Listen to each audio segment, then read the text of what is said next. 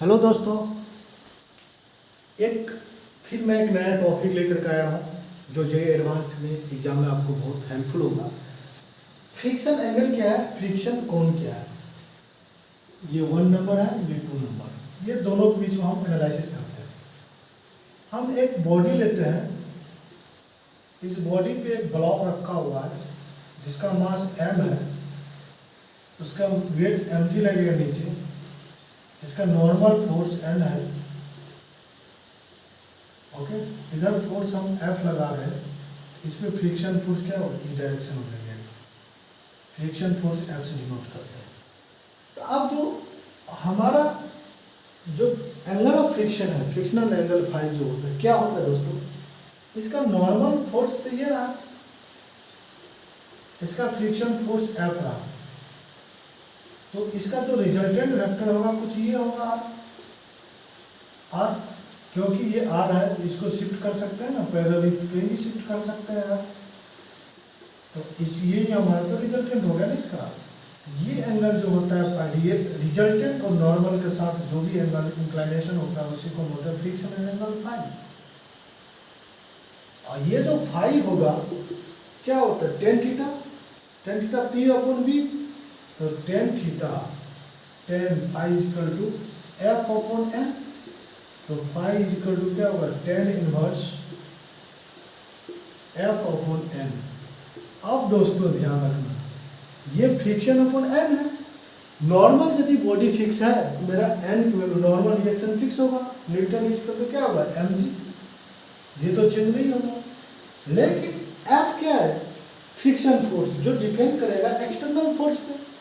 अब static case में क्या फ्रिक्शन फोर्स वेरी करता है, यस वेरी करता है। यदि कोई भी एक्सटर्नल फोर्स नहीं है तो जीरो होगा और मैक्सिमम होगा, यानी कि फ्रिक्शन का वेरिएशन होता है स्टैटिक केस में 0 to F मैक्सिमम। तो एंगल ऑफ फ्रिक्शन भी वेरी करेगा किस केस में, स्टैटिक केस में, खास कर 0 से मैक्सिमम, फाई मैक्सिमम। लेकिन कांस्टेंट होता है फ्रिक्शनल कोफिशिएंट किस में, काइनेमेटिक केस में, इसीलिए एंगल ऑफ द फ्रिक्शन भी क्या होगा, कांस्टेंट होगा किस केस में, काइनेटिक केस में। तो दोस्तों आपको मल्टीपल चॉइस क्वेश्चन में आएगा कि स्टैटिक केस में फ्रिक्शन का वेरिएशन होता है, वो डिपेंड करता है एक्सटर्नल फोर्स पे, okay, up to the maximum value. उसके बाद एक काइनेटिक कंडीशन में आ जाता है तो वो कांस्टेंट हो जाता है। तो एंगल ऑफ फ्रिक्शन भी क्या होता है, वेरी करता है 0 से मैक्सिमम के बीच में, ओके। लेकिन काइनेटिक केस में आकर के एंगल ऑफ फ्रिक्शन भी वेरी, क्योंकि डिपेंड करता है फ्रिक्शन कोफिशिएंट पे, एन पे, ओके ना। अब फ्रिक्शन कोण क्या होता है, इसी के बीच में एक रिवॉल्व कर देंगे। ये जो टोटल एंगल जो होगा हमारा दोस्तों, टोटल एंगल जो होगा, जो फ्रिक्शन कोण होता है,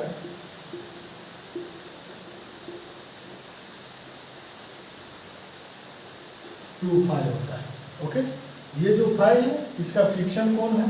कोण मतलब क्या होगा, सर्कुलर पाथ से पूरे कितना कोण एंगल एग्जीक्यूट कर रहा है, इसी को बोलते हैं दोस्तों हमारा फ्रिक्शन कोण।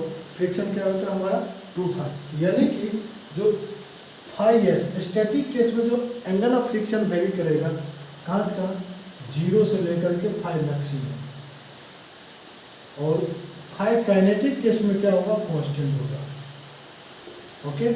और ये भी फाई मैक्सिमम जो होगा स्टैटिक केस में वो ज़्यादा होगा फाई एट ये काइनेटिक केस में, ओके।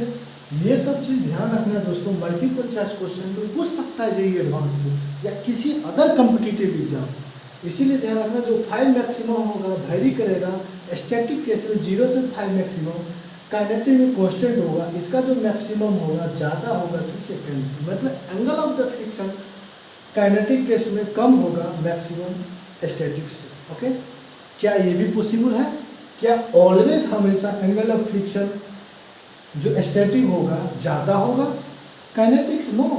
यदि एक 0 हो, देखो इसे 0 to मैक्सिमम वेरी कर रहा है, लेकिन पार्टिकल अमाउंट कांस्टेंट है, यानी कि काइनेटिक से एंगल ऑफ फ्रिक्शन जो काइनेटिक केस में होगा वो ज़्यादा हो भी सकता है, नहीं भी हो सकता है, वो डिपेंड करेगा एक्सटर्नल फोर्सेस पे कितना फाई मैक्सिमम है, ओके। लेकिन जो फ्रिक्शन कौन पूछेगा, क्वेश्चन पूछ देगा फ्रिक्शन कौन इतना है, इन्हें 2 फाई है, तो वहाँ से हमारा फ्रिक्शनल एंगल निकालना पड़ेगा, तो दोस्त डिवाइड कर देंगे, ओके। इसीलिए क्वेश्चन ये चीज़ फ्रिक्शन एंगल फ्रिक्शन कौन, यदि जेईई एडवांस के क्वेश्चन में ये टर्मिनोलॉजी यूज हो रहा है, इसका मतलब क्या है दोस्तों, वो मैं बेसिकली समझाने का यहाँ प्रयास किया हूँ।